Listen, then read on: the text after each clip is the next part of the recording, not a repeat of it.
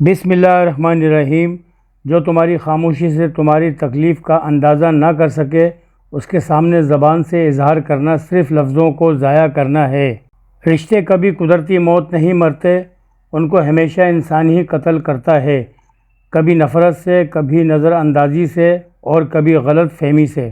پیسہ کہتا ہے مجھے حاصل کر اور سب کو بھلا دو، وقت کہتا ہے میرے پیچھے چلو باقی سب کو چھوڑ دو، مستقبل کہتا ہے میرے لیے کوشش کرو باقی سب کو بھلا دو، اور اللہ صرف اتنا کہتا ہے مجھے یاد کرو میں سب کچھ تیرے قدموں میں ڈال دوں گا۔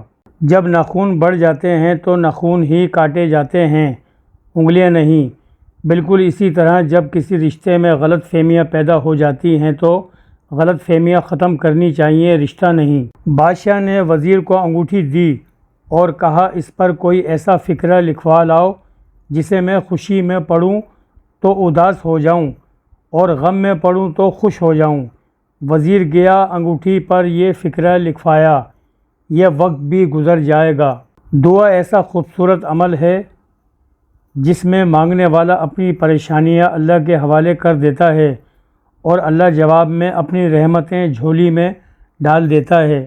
ہر شخص جل رہا ہے حسد کی آگ میں، اس آگ کو بجھا دے وہ پانی تلاش کر۔ خواہ شاہد کے پاؤں چادر سے باہر نکل جائیں تو پھر سکون نصیب نہیں ہوتا۔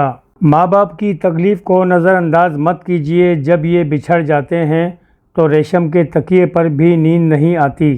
تعلق بھی رزق کی طرح ہوتا ہے، بدنیتی آ جائے تو برکت ختم ہو جاتی ہے۔